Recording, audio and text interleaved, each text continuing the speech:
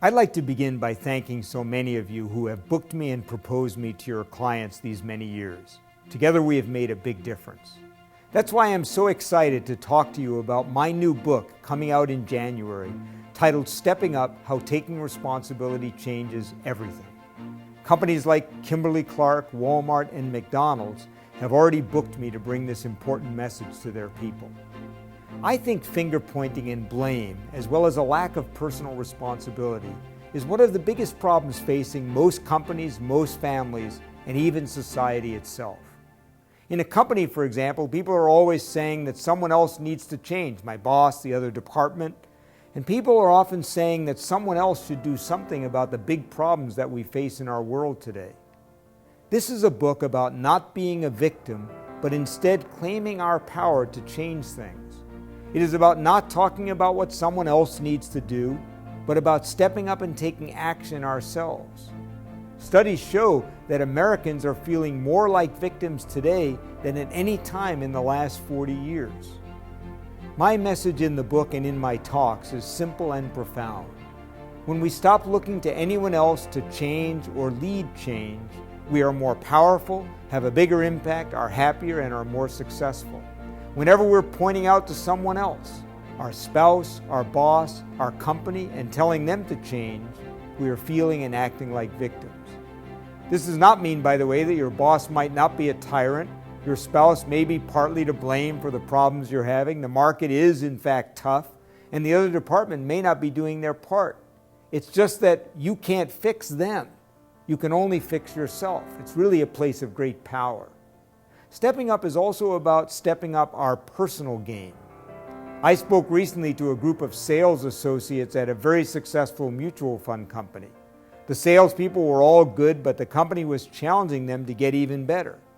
My talk on stepping up your game in work and life had a profound and simple message, which was we have to always continually push ourselves to improve. It had a great impact on the audience, and one of the things I talked about was how stepping up means seeking feedback and not defending. As a speaker, for example, even though I've given thousands of talks, after every one of my talks, I ask my clients to tell me one or two things I could have done differently. And by the way, when people give us feedback, there is only one appropriate response. Say thank you, tell me more. Never defend. Instead, just listen. In my talks, I also tell inspiring stories of people who stepped up in and out of business, like the story of two high school students who stood up to bullying and ignited a movement against bullying all over the world. You see, I think stepping up and taking responsibility is a message whose time has come. I recently gave a talk to a group of leaders at Walmart about stepping up. The head of their healthcare division wrote me a note afterwards saying, and I quote, "Dr. John Izzo's presentation was stimulating, thought-provoking, and entertaining all at the same time. We were truly amazed how he was able to incorporate our company's values and core beliefs into his presentation. We felt," and I quote, "he had been a 20-year team member of our team." Now, first of all, thanks for your time. But second, I want to remind you I have a great track record of working with bureaus. One bureau booked me for 3 events with a Fortune 50 company 4 years ago, and we just celebrated our 90th event for that client last month. Now, if you'd like to see a clip from a talk I did on stepping up, just keep on watching this video. In the meantime, I want to tell you how confident I am that this message and this new book will resonate with your clients. I look forward to talking to you about how this message and this talk can make a big difference for your clients. Thanks again for your time. The Surgeon General was up here on the stage a little while ago talking about the challenge of healthcare in America. And I'm thinking to myself, you got 2 challenges in front of you really in this room. One is this big challenge for America. How do we have affordable health care? How do we really meet the health care needs of Americans, get people to take their prescriptions, et cetera? And then you've got this need of Walmart to win the next generation of the customer so you don't become levies. And you might ask yourself, can I really make a difference in that? And I want to tell you a wonderful story. Just after September 11th, about 6 months later, in the winter of 2002, I'm in Cleveland, Ohio. I just gave a speech. I'm about to catch an airplane to give another one, and I'm late. It's an icy, snowy day. I get there just in time to be the last one to get on the plane. I sit down. I no sooner have put my bag under the seat that the woman next to me, who has not even introduced herself to me, turns to me and says, "My boss is such an idiot."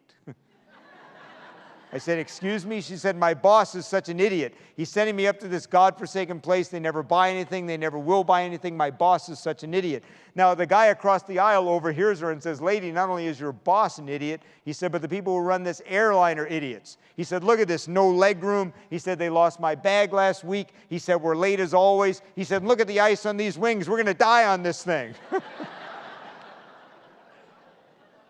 I'm literally surrounded by a feast of negativity. It's literally surrounded by negative people. And finally, mercifully, we take off. The ice blows off the wings. We take off, and the feast continues. I don't know about you. Any of you ever had this experience? You come to Walmart on Monday morning. You're ready to be the positive virus, and you got a few people around you who are negative, and suddenly you find you catch it, right? I mean, I'm a pretty positive guy, but about 15 minutes into the flight, I'm calling my boss an idiot, and I work for myself, right? Now, it finally reaches the height of negativity when in those days they were still serving something on airplanes. They brought this kind of wrapped up Subway sandwich, wrapped up in cellophane, and they put it on our trays. And the airline is run by idiots guy actually opened it up and he sniffed it. He sniffed the meat, and he rang his flight attendant button, and she came back and he held it up. He said, "Miss, this is a bad sandwich." And I love what she did, because she'd obviously had enough of all of us. She took it in her hand and said, "Bad sandwich, bad sandwich." And she put it back on his tray and left. That's it. So you got the mood, right? It's like, it's horrible. Now, about 5 rows in front of us at the bulkhead, there's a little boy about 2 years old. And you know how little kids on airplanes love to stand on their parents' lap and look over the seat, right, so they can see everybody? Well, all during the first half hour or so of the flight, he's trying to do that, but he can't quite do it. A couple times I saw his hair. I even saw his eyebrows a couple times, but never his face. He was like a little jack-in-the-box kind of going like this. And then, sure enough, about 30 minutes into the flight, he finally gets his head above the seat, and he rests his chin there, almost like a little chipmunk.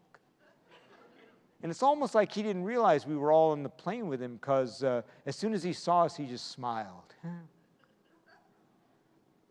And I'm not exaggerating, within 1 minute, he transformed the 5 rows behind him.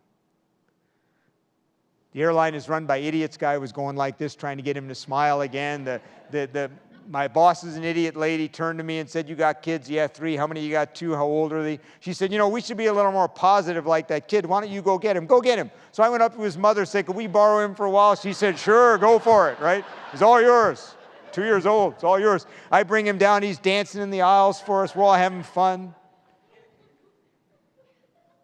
Now, it was such a simple thing, but a light bulb went off in my head. Most of us only influence about 5 rows around us, if you really think about it. Most of us only influence about 5 rows.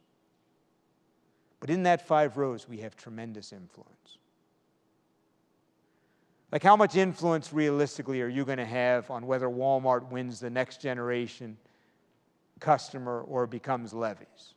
And on the one hand, I could say almost none at all. And then I could remind you that whether Walmart does that or not, all depends, is only one thing.